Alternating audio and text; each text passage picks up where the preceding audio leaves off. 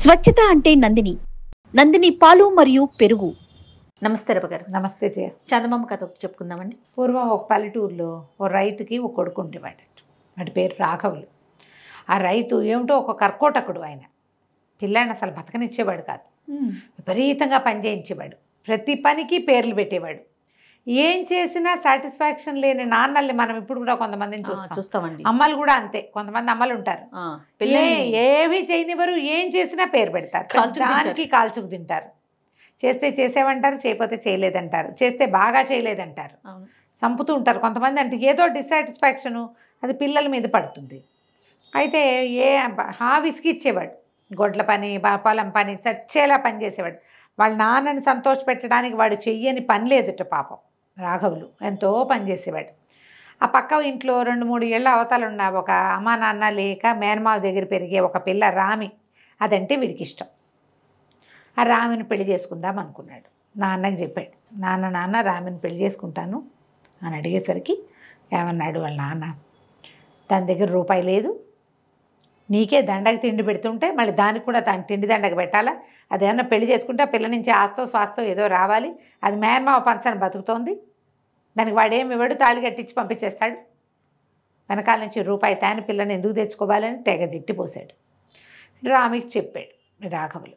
చెప్పాక ఇద్దరు కొంచెం దుఃఖపడ్డారు. తర్వాత అతనికి అనిపించింది, ఇక్కడ ఏమీ సాటిస్ఫాక్షన్ లేదు, అడవా చాకిరి, నాకు నచ్చిన పిల్లని చేసుకోవడానికి కూడా వీలు లేదు, దాని దగ్గర డబ్బులు లేవంటాడు. ఆ పనే అది కూడా పని చేస్తుంది కదా, సరే ఈ పని ఏదో బయట ఎక్కడైనా చేసుకుంటే 4 రూపాయలు సంపాదించుకొచ్చి పెళ్లి చేసుకుందాం అని చెప్పి రామికి చెప్పాడు. నేను ఎక్కడికైనా వెళ్ళి ఏమైనా సంపాదించుకొస్తా, మా నాన్న చేతుల్లో పెడితే పెళ్లి కాపి, పెళ్లి ఖర్చులు దండగంటున్నాడు, ఆ దండగ లేకుండా డబ్బులు తెస్తాను, అప్పుడు పెళ్లి చేసుకుందాం మనం, నువ్వు నీ దారి నువ్వు పని చేసుకుంటూ ఉండని ఒకనాడు బయలుదేరి వెళ్ళాడు.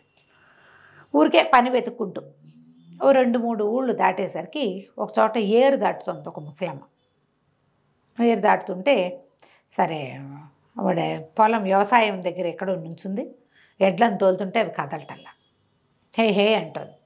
ఇతను అన్నాడు అక్కడికి వెళ్ళి, అవ్వా ఏమిటి అంత కష్టపడుతున్నావు, నువ్వు తప్పుకో, ఎడ్లను నేను తోలుతా, అరక నేను కడతాను అని చెప్పి అరక కట్టి దున్నాడు.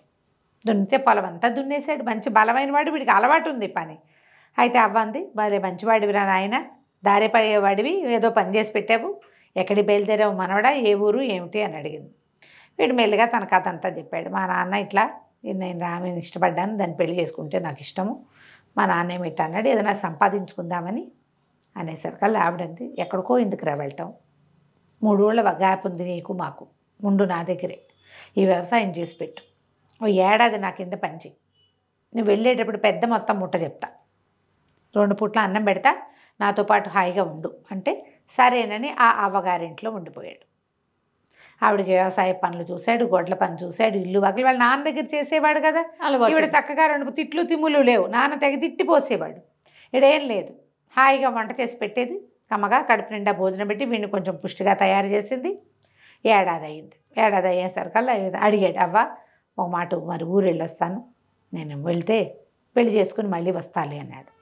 అయితే ఈవిడేమంది, చాలా సంతోషం రా నాయన, వెళ్ళేటప్పుడు వాకిట్లో ఉన్న గాడిదని తోలుకెళ్ళు అంది. ఏంటిదండి? గాడిదనా? వీడు నిర్ఘాంతపోయాడు.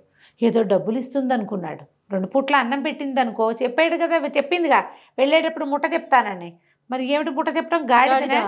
వీడు తెల్ల మొహం వేశాడు. వచ్చి గాడిద దగ్గర నుంచున్నాడు, ఏం మాట్లాడలే. ఆ అవ్వ మళ్ళీ లోపల నుంచి వచ్చింది, ఏరా మనవడా, గాడిదనిచ్చి పంపిస్తున్నానని అనుకుంటున్నావా, దాని 2 చెవులు పట్టు లాగు ఓసారి అంది.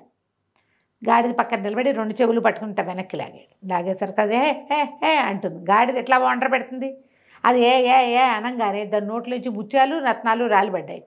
అబ్బా, ఆశ్చర్యపోయి ఇదేంటవ్వ అన్నాడు. అందుకే రా నీకు ఇస్తున్నాను, దీన్ని చెవులు పట్టుకు ఈ లాగితే ముత్యాలు రత్నాలు వదులుతుంది, నోట్లోంచి వస్తాయి, అవి తీసుకుని అమ్ముకొని సంపాదన చేసుకో, నీ పని నువ్వు చేసుకో, దీంతోటే బతకక్కర్లా, నీకు అవసరమైనప్పుడు చెయ్యి అని చెప్పింది. ఆ ముత్యాలు రత్నాలు అవ్వకిచ్చాడు, దండం పెట్టాడు. గాడిదని తీసుకెళ్తాలే, ఇది ఉందిగా నా దగ్గర, ఇవి నువ్వు ఉంచుకొని ఆ ముత్యాల రత్నాలు ఆవిడ చేతిలో పెట్టి గాడిదని తోలుకొని బయలుదేరాడు. తన ఊరు చేరే దారిలో వీడు ఒక రోజులో వాళ్ళ ఊరు నుంచి ఇక్కడికి రాలా, 3-4 రోజులు పట్టింది కదా, మధ్యలో ఒక పేదరాశి పెద్దమ్మ గారింటి దగ్గర, పూటకోళ్ళ పెద్దమ్మ ఇంటి దగ్గర ఆగాడు. ఆగితే సరే ఈ రాత్రికి ఇక్కడ పడుకుని వెళ్తానమ్మా అన్నాడు. సరే ఉండు నాయన అన్నాక కొంచెం డబ్బులు ఉన్నాయి, అవి ఏదో 10 రూపాయలు ఇచ్చింది వీడికి, ఒక 5 రూపాయలు. అన్నం తిన్నాడు. సరే పడకేస్తుంటే అవ్వేమంది, నువ్వు పెద్ద మంది బాబు పొద్దున్నే బయలుదేరి వెళ్ళిపోతావా, ఒక వరహా ఇవ్వు నీ భోజనానికి, అదే 1 రూపాయి ఇచ్చెళ్ళు అన్నది. అనేసరికల్లా ఇతను అన్నాడు, ఆ పొద్దున్నే వెళ్ళిపోతాను పెద్దమ్మ, ఉండు నేను వస్తానని. ఏం చేశాడు, కబకబ్బ బయటికి వెళ్ళి ఆ గాడి చెవులు 2 చెవులు పుచ్చుకులాగి అది అని ఇన్ని ముత్యాలు ఇన్ని రత్నాలు పడేసింది. వీడు ఇవన్నీ మూట కట్టుకుని ఒక ముచ్చని తీసుకెళ్ళి ఆ పెద్దమ్మకి ఇచ్చాడు. పెద్దమ్మ, పెద్దదానివి పేదదానివి, చక్కగా అన్నం పెట్టావు, రాత్రి పడుకోవడానికి చోటిచ్చావు, ఉంచుకో, రూపాయిదేముందిలే అన్నాడు. ముచ్చే ఒక 15 రూపాయలైనా చేస్తుంది, ఖరీదు. అదే చేతిలో పెడితే ఆశ్చర్యపోయింది, ఊరిని భలే ఇచ్చాడని. అయితే ఇందులో ఏం జరిగింది, ఈ పెద్దమ్మకు ఒక కొడుకున్నాడు, వాడు మిద్దె మీద పడుకున్నాడు. ఎప్పుడైతే వీడి చెవులు పట్టిలాగది హే హే హే అంటోందో చూశాడు. అప్పుడు ఈ ముత్యాలు రాలడాన్ని వాడు చూసేసాడు. చూసేసి ఏం చేశాడు, తెల్లవారుజామునే ఆ గాడిదని తీసుకెళ్ళి వెనకాల కొట్టంలో కట్టేసి, వాళ్ళతో పిచ్చి గాడిదుంది దాన్ని తెచ్చి ఇక్కడ కట్టేశాడు. పొద్దున్నే మనవాడు రాఘవులు నిద్రలేచి, అదే కాదు ఈ రాఘవ రొంటిన ఇప్పుడు ఇన్ని ముత్యాలు ఇన్ని రత్నాలు వచ్చినాయి కదా, ఆవిడ కోటి చేతిలో పెట్టాడు, అవి మూట కట్టుకుని రొంటిని పెట్టుకున్నాడు. తెల్లవారుజామున వీడు నిద్రపోతుంటే ఈ రాఘవులు వీడు రొంటి తడివి రొంటిని దాచుకున్న అవి కూడా తీసేసుకున్నాడు. వాడు తీసేసుకుని గాడిదని లోపల కట్టేసి ఓ మామూలు గాడిదని తెచ్చి వాకిట్లో కట్టేశాడు. వీడు పొద్దున్నే లేచి గాడిదని తోలుకుని బయలుదేరి వచ్చేసాడు. నాన్న దగ్గర తీసుకొచ్చి, నాన్న నేనేం తెచ్చానో తెలుసా, అద్భుతమైన వస్తువు తెచ్చాను, దీని చెవులు పుచ్చుకులాగా అన్నాడు. ఆ నాన్న దాని పక్కన నిలబడి చెవులు గట్టిగా పుచ్చుకులాగాడు. లాగేసరికల్లా గాడిద కొళ్ళు మండి వెనకాల ఒక్కటి పెట్టి ఒక్కటి తన్నింది. కాళ్ళెత్తి తన్నేసరికి నాన్న ఇంత దూరాన్ని పడ్డాడు. తెగ తిట్టిపోసాడు, నువ్వు ఉంటేనే తిండి తండగా ఈ గాడిదంతతోటి తన్నులు తినేలాగా చేసావు, దరిద్రుడా, పో అవతలికి పో అని తెగ తిట్టేశాడు. వీటిని కాంతపోయాడు.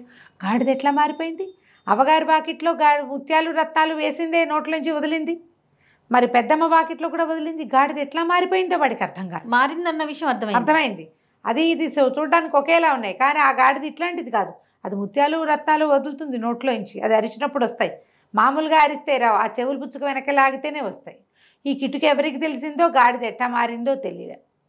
ఇంకేం చేస్తాడు, ఆ గాడిదని నాన్న దగ్గర వదిలిపెట్టి ఏదో బరువులు మోసుకోవడానికి వాడుకోమని ఆ రామికి చెప్పి మళ్ళీ బయలుదేరాడు. బయలుదేరితే సరే ఒక చోట ఒక ముసలాయన ఏదో పని చేసుకుంటూ కనపడ్డాడు. కనపడితే ఆ ముసలాయన కట్టెపేళ్ళు వేస్తున్నాడు. నువ్వేం వేస్తావులే, ఇక పడవ దాటిస్తున్నాడు కట్టెపేళ్ళని. నువ్వు ఇవన్నీ ఈ కట్టలన్నీ నువ్వెక్కడ మోస్తావు, నేను మోసి పెడతాను, పడవ దాటిస్తానని ఆ పేళ్ళన్నీ కట్టెలు పడవలో పేర్చి ఆ పడవ కొంచెం తోయటానికి సహాయం చేసి ఆ పడవ దాటిచ్చి అవన్నీ మోసుకొచ్చి వాళ్ళ వాకిట్లో పెట్టాడు. ముసలాయన అన్నాడు, బోర్డు పనుందిరా నాకు, నువ్వు ఉంటావా అని అడిగాడు. ఉంటావా అని అడిగితే, ఉంటాను తాత, ఏమన్నా పని చేస్తాను, ఇదిగో నా పరిస్థితి ఇది, నాకేమో పెళ్లి చేసుకోవాలి, డబ్బులు కావాలి అంటే సరే ఉండమన్నాడు. సంవత్సరం ఉన్నాడు ముసలాయన దగ్గర. ఏడాది అయిన తర్వాత నేను వెళ్ళొస్తానన్నాడు. వెళ్ళొస్తానంటే ముసలాయన అన్నాడు, వెళ్ళరారా, ఇదిగో అని చేతిలోంచి ఒక కంచం తీసి చేతిలో పెట్టాడు. అదేమిటి, ఒక కంచు పళ్ళెం. నేను కాంతిపోయాడు వీడు. డబ్బులు ఇవ్వవా తాత నువ్వు అన్నాడు. అనేసరికి, డబ్బులు ఎందుకురా, నీకు అన్నం కావాలి, ఈ కంచాన్ని పెట్టు, కింద పెట్టి హాస్పిటల్ కూర్చో, దాన్ని ఎదురుగుండా ఒక మంచినీళ్ళ గ్లాస్ తెచ్చి పెట్టుకో అన్నాడు. పెట్టుకున్నాక కంచమా వడ్డించవే అను అన్నాడు. కంచమా వడ్డించవే అనగానే టకటక వీడికి ఇష్టమైన 3 పదార్థాలు 4 పదార్థాలు ఇంత అన్నం వచ్చినాయి. చాలు అనేదాకా వడ్డిస్తుంది అది. ఓహో, వచ్చేస్తూనే ఉంటాయి. ఈ కంచం పుచ్చుకోరా, నువ్వు మంచివాడివి, నాకెంతో సహాయం చేసావు. ఓ ముసలివాడు ఒక బరువు మోస్తుంటే ఆ చేతిలోంచి బరువు తీసుకునే గుణం ఉన్నవాడు చాలా తక్కువ మంది ఉంటారు, ఈ ఊళ్ళో ఎవ్వడికి లేదు, నువ్వు ఒక్కడివే గుణవంతుడివి, ఈ కంచం పట్టుకెళ్ళి అన్నాడు. సరే వీడు మళ్ళీ బయలుదేరాడు ఇంటికి. దారిలో మళ్ళీ ఏమైంది, ఏ పెద్దమ్మ ఇంట్లో గాడిదని పోగొట్టుకున్నాడో ఆ పెద్దమ్మ ఇంటి దగ్గరే ఆగాడు. బాగున్నావా నాయనా అని అడిగింది పెద్దమ్మ. సరే బాగున్నాను పెద్దమ్మ, ఊరెళ్ళబోతున్నాను, బయలుదేరి మధ్యదారిలో ఉన్న ఈ పూటకి ఇక్కడ పడుకుంటాను అన్నాడు. అటగేనైనా పడుకో, ఏం భాగ్యమని, మరి భోజనమో అంది. భోజనం వదిలే పెద్దమ్మ అన్నాడు. ఆశ్చర్యపోయింది, ఏమిట్రా అని. ఆవిడ లోపలికి వెళ్ళిపోయింది. వీడేం చేశాడు, ఆవిడ లోపలికి వెళ్ళి తలపేసుకునేసరికి అరుగు మీద కంచం బయట పెట్టి, కంచమా వడ్డించవే అన్నాడు. కంచం టకటకా వడ్డించేసింది. వీడు తింటా మొదలుపెట్టాడు. వీడు గాడిద కోసం వచ్చాడేమో అని అవతల ఎక్కడో నక్కి ఉన్న పెద్దమ్మ కొడుకు అది చూసేసాడు. కంచాన్ని కూడా చూశాడు. చూసి ఏం చేశాడు, తెల్లవారుజామున కంచం తీసుకెళ్ళి లోపల పెట్టేసి చక్కగా ఇంకో కంచం తెచ్చి ఇక్కడ పెట్టాడు. ఉమ్. వీడి ఇంటికి వెళ్ళాడు మన రాఘవులు. ఇంటికి వెళ్ళాక వాళ్ళ నాన్నకు చూపించాడు. నాన్నకు చూపించి కంచం వడ్డిస్తుంది, కంచమా వడ్డించిపోయి అరిచి వచ్చినా సరే అందులో నుంచి ఏమీ రాలే. మాట వినే కంచం కాదు అది. నాన్నమ్మ తెగ తిట్టిపోసాడు. ఏడాది గడిపొచ్చినా నీకు తెలివి పెరగలేదు, బుద్ధి రాలేదు, పనికిమాలిన వస్తువులన్నీ పట్టుకొస్తావు, ఈ దిక్కుమాలిన సొట్టలు పడ్డ కంచం ఎంతమంది ఎంగిల్ చేశారో దీన్ని, ఇది తెచ్చి ఇంట్లో పెడతావా, బయట గిరాటి కొట్టాడు నాన్న. వీడేం చేస్తాడు ఇంకా, సరే మళ్ళీ బయలుదేరాడు. ఇక బయలుదేరితే ఏమైంది, ఒక చోటకి వెళ్ళాడు. వెళ్తే ఒక ఆయన చెట్టు ఏదో కొడుతున్నాడు. చెట్టు కొడుతుంటే వెళ్ళి చూస్తే ఆయన కొంచెం నడి వయసు వాడు.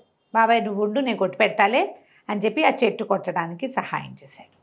చేసేసరికల్లా ఆయన అన్నాడు, అబ్బొబ్బలే మంచివాడివిరా, నువ్వు చాలా బలవంతుడివి, సరే దీన్ని పడేసేయని ఆ చెట్టు పడేశారు కిందకి. పడేశాక ఆయన ఏం చేశాడు, ఉండరా వెళ్ళిపోతున్నాడు. ఇతను సహాయం చేసి వెళ్ళిపోతుంటే ఉండరా నాయన అని ఓ చెట్టు మీద నుంచి ఒక కొమ్మ అందుకుని తన చేతిలో ఉన్న కత్తితో దాన్ని అట్లా ఇట్లా చెక్కి కొంచెం వంకీ కర్రలాగా చేశాడు. కొంచెం పట్టుకునేందుకు వీలుగా చేతిలో పెట్టాడు. ఏం చేసుకుంటాను ఈ కర్ర అనుకున్నాడు రాఘవులు. అది పట్టుకొని బయలుస్తాను బాబాయ్ అన్నాడు. అనేసరికల్లా ఆగరా అబ్బాయి, ఈ కర్ర ఒట్టి కర్ర కాదు, నువ్వు ఎవరిని కొట్టమంటే వాడిని కొట్టొస్తుంది, మామూలుగా నీకు నడవటానికి తోడు ఉంటుంది, చూడు కావాలంటే అన్నాడు. అనగానే ఓ కర్ర వెళ్ళి గాలిని కొట్టవే అన్నాడు. అనగానే కర్ర రయ్యమని లేచి గాల్లో ఎడాపెడా బాధేసింది. ఆశ్చర్యపడి చాలు అనగానే దిగొచ్చి మళ్ళీ నుంచుంది. ఓహో ఇది బాగానే ఉందనుకున్నాడు. ఇది పుచ్చుకుని ఏమనుకున్నాడు, వీడికి తట్టింది. ఆ ముసలాయనకి చెప్పాడు, ఇట్లా 2 సార్లు 2 వస్తువులు నాకు అందినవి ఇలా పోయినాయి అని. పెద్దమ్మ ఇంట్లో మారకం జరిగి ఉండొచ్చు అని చెప్పాడు ఆయన. పెద్ద ఆయన గమనించాడు. గమనించి ఆలోచించి చెప్పాడు. అక్కడి నుంచి పెద్దమ్మ గారింటికి వెళ్ళాడు. పెద్దమ్మ బాగున్నావా అని అడిగాడు. ఎవరినైనా నువ్వు అంది పెద్దమ్మ. నన్ను గుర్తుపట్టలేదా అన్నాడు. నేను నిన్ను ఎప్పుడు చూడలేదండి పెద్దమ్మ. వాడు 3వసారి ఎందుకు వచ్చాడంటే తన వస్తువు కోసం వచ్చాడు అనుకున్నారు వాళ్ళు. ఈ లోపల పెద్దమ్మ కొడుకు వచ్చాడు. ఎప్పుడు చూడలేదే ఇవన్నీ అన్నాడు. మేము ఎప్పుడు చూడలేదంటే అదేం పెద్దమ్మ, గాడితో వచ్చాను మొదటిసారి, కంచంతో వచ్చాను 2వసారి, నువ్వు చూడలేదంటే అసలు మా ఇంటికి గాడిదని తెచ్చిన వాడినే మేము చూడలేదండి పెద్దమ్మ. సరేలే ఈ కొడుకు అన్నాడు. ఏంటి నువ్వు ఈ అక్కర్లేని మాట్లాడుతావు, బయటికి వెళ్ళిపో అన్నాడు. అనగానే మన రాఘవులు ఏం చేశాడు, కర్ర వీళ్ళ సంగతి చూడవే ఓసారి బాదు అన్నాడు. అనగానే కర్రరా ఏమని లేచి ముందు ఆ పెద్దమ్మ కొడుకుని చీత కొట్టేసింది. కుయ్యో మొర్రో అన్నాడు. కింద పడిపోయిన వాడు నిజం చెప్పాల. ఎప్పుడైతే ఈ కర్ర నీ పెద్దమ్మ సంగతి చూడు అనగానే ఏ పెద్దమ్మ భరిస్తుంది ఆ దెబ్బల్ని. ఒక్క దెబ్బ పడంగానే బాబు నన్ను కొట్టద్దు నాయన, వదిలే నీ కంచము నీ గాడిదాన్ని మా దగ్గర ఉన్నాయి, మేము ఇచ్చేసాను. బాగా క్యాష్ చేసుకున్నారు వాళ్ళు. ఆ గాడిదని కంచాన్ని అప్పచెప్పేశారు. ఆ గాడిదని కంచాన్ని పుచ్చుకొని ఈ కర్రని తోడు తీసుకుని మళ్ళా తన ఇంటికి వెళ్ళిపోయాడు. నాన్నకు చెప్పాడు, ఈ గాడిద నుంచి వస్తాయి అని ఓ గుప్పెడు ముత్యాలు రత్నాలు ఎత్తి నాన్న చేతులు పెట్టాడు. నేను ఈ ఊళ్ళో ఉండను, కొడుగ్గా నీకు ఇవ్వాల్సింది ఇచ్చా, నేను వేరే ఊళ్ళో ఉంటాను, నా పని నేను చేసుకుంటా, ఏదైనా పొలం కొరుక్కుంటాను, నీతో పాటు నేను ఉండనని చెప్పి రామిని తీసుకుని వేరే ఊరు వెళ్ళిపోయి చక్కగా పెళ్లి చేసుకుని. కానీ వాడు ఆ గాడిద మీద ఆధారపడి ఉండాల, తన పని తను చేసుకున్నాడు. చక్కగా పొలం కొనుక్కుని వ్యవసాయం చేసుకున్నాడు. 1 2 సార్లు ఆ గాడిద చెవులు పిండి రత్నాలు ముత్యాలు తీసుకున్నాడు. హాయిగా సుఖంగా ఉన్నాడు రామ్తో కలిసి. కథ కంచికి మనమండి. బాగుంది రామ్మగారు. నమస్తే. నమస్తే.